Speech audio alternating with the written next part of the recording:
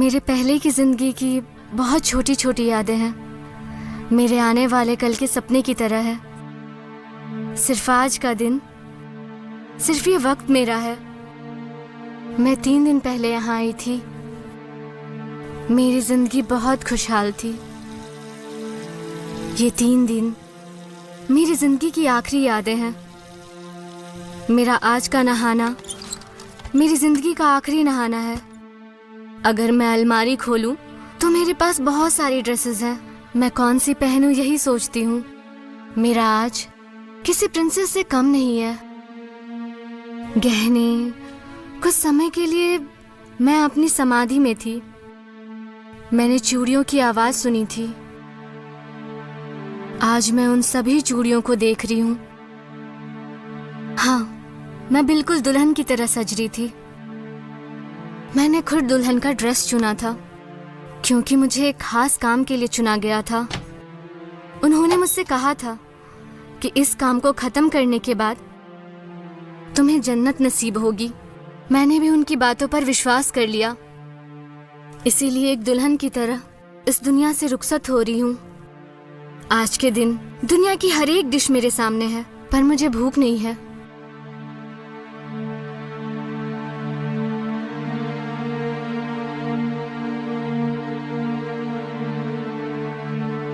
मुझे यहाँ से ले जाने के लिए एक गाड़ी बाहर खड़ी है। मुझे जरूर जाना चाहिए। मुझे जो काम मिला है मुझे उसे पूरा करना चाहिए। इस जीवन में मैं कौन हूँ?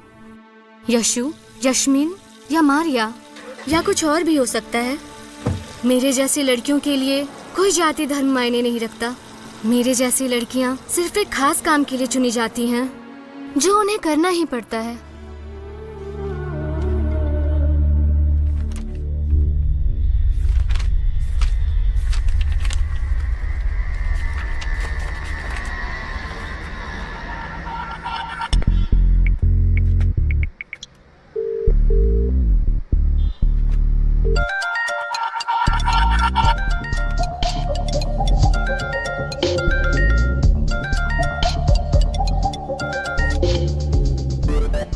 हेलो हर्ष, मुझे तेरे हेल्प की जरूरत है यार।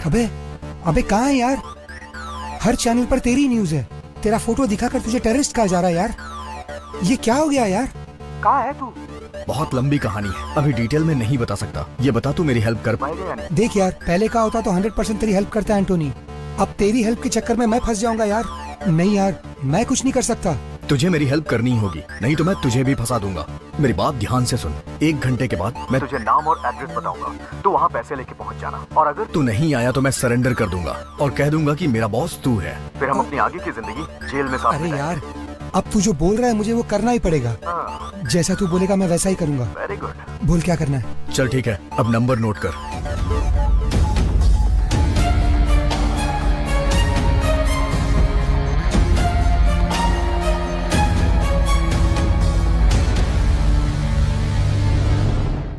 तुम्हारा नाम? टीपू एक्सप्रेस। मल्लिकार्जुन सर श्रीनिवास। पेशा? प्रोडक्शन मैनेजर हूँ। Ticket collector. रेलवे स्टेशन पे टी स्टॉल है मेरा। कल क्या क्या हुआ और तुमने क्या क्या देखा, सब डिटेल में बताओ।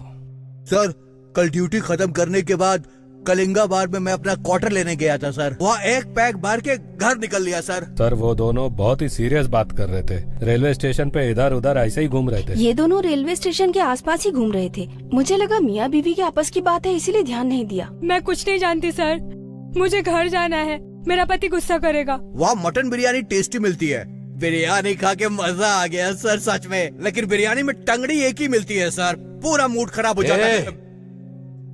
रेलवे स्टेशन पर कल क्या क्या हुआ वो बताओ। इस लड़के को तुम पहचानते हो?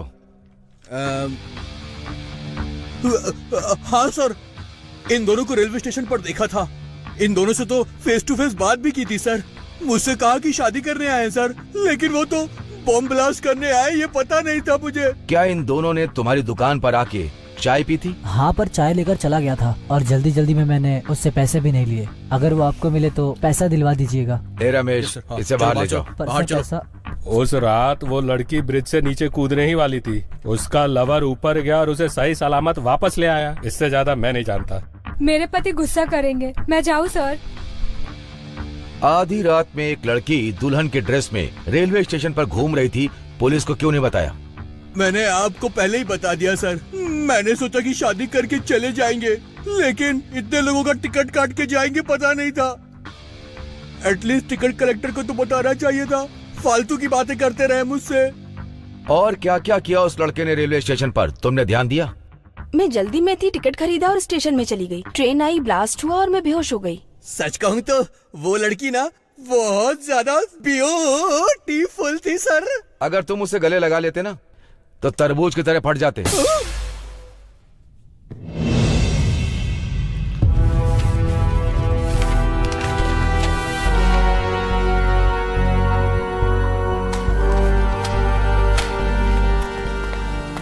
Sir. Yes Ramesh. Bomb blast की रिपोर्ट आ गई है सर। वाह, liquid bomb. Yes sir.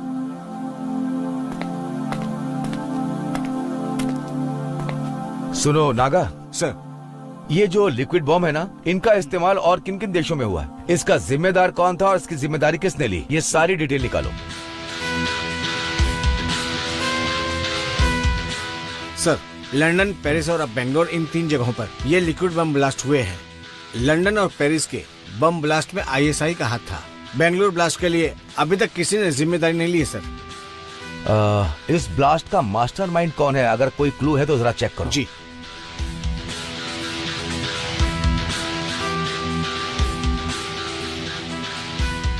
Sir, इस आतंकवादी के बारे में हमारे डिपार्टमेंट के पास अभी तक कोई जानकारी नहीं, क्योंकि इनका नाम भी हमें पता नहीं है और वक्त आने पर ये लोग अपना नाम और चेहरा सब बदल देते हैं। ये लोग जिस देश में जाते हैं वहाँ की नागरिकता ले लेते हैं, यहाँ तक कि वहाँ का धर्म अपना लेते हैं। इनके नाम चार्ल्स, हर्षद मल्होत्रा, याकूब पाशा, हरी।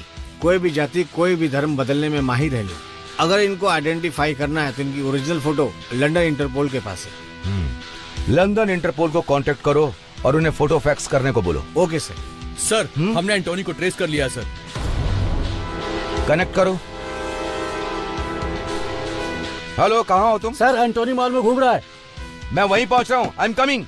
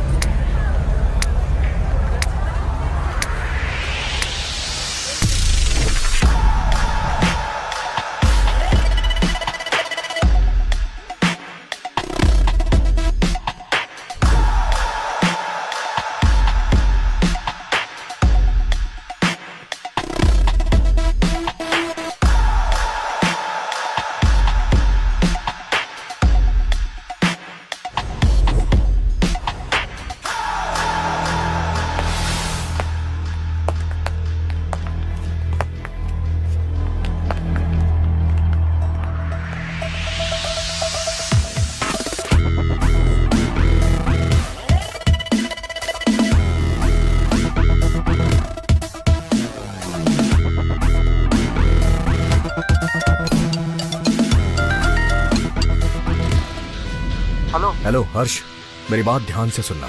मॉल में चारों तरफ पुलिस है। तेरे को ही ढूंढ रहे हैं ये लोग लगता है। अगर इन्होंने मुझे पकड़ लिया तो मेरे साथ तू भी जेल जाएगा। मैं जैसा कह रहा हूँ वैसा करना। ठीक है।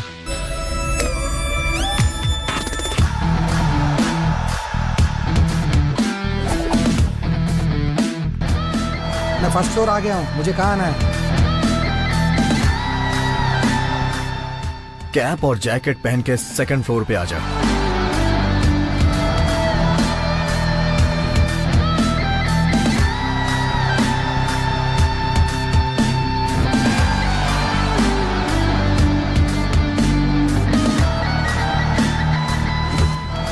एंटोनी, तेरे कहने पर मैंने जैकेट और कैप पहन लिया है। कहाँ है तू?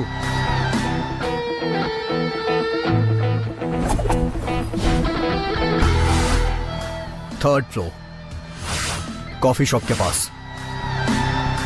एड्रेस, पैसे और चाबी एक पैकेट में डालकर सामने की डस्टबिन में डाल देना और वहां से ग्राउंड फ्लोर पे चले जाना।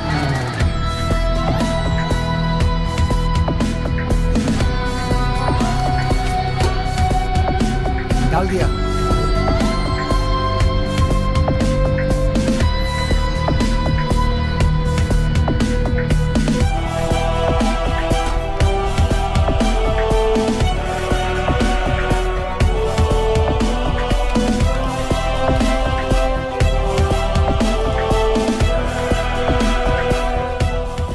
तेरी फोटो और वीडियोस अपलोड करने के लिए मैं तुझे एक छोटा सा गिफ्ट दे रहा हूँ।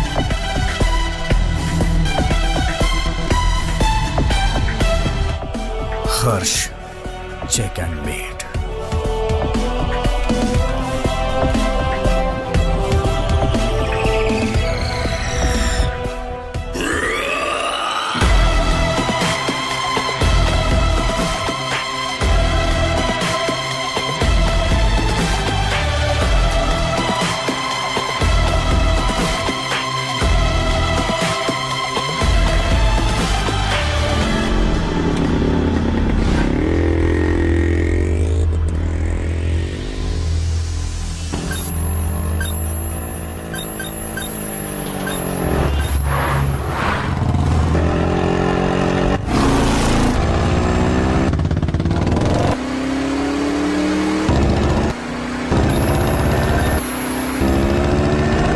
सिग्नल ब्लॉक करो।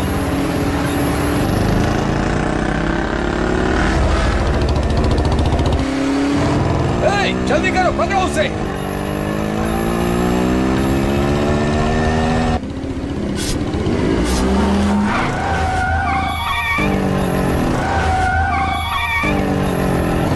वो राइट की तरफ जा रहा है। Right right.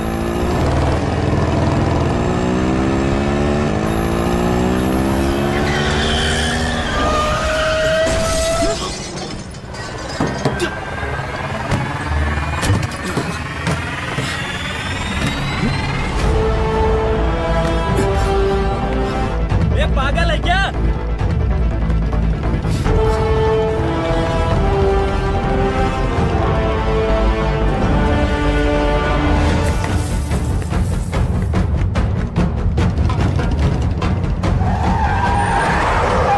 जाओ जाओ जाओ, पकड़ो उसे। Yes sir.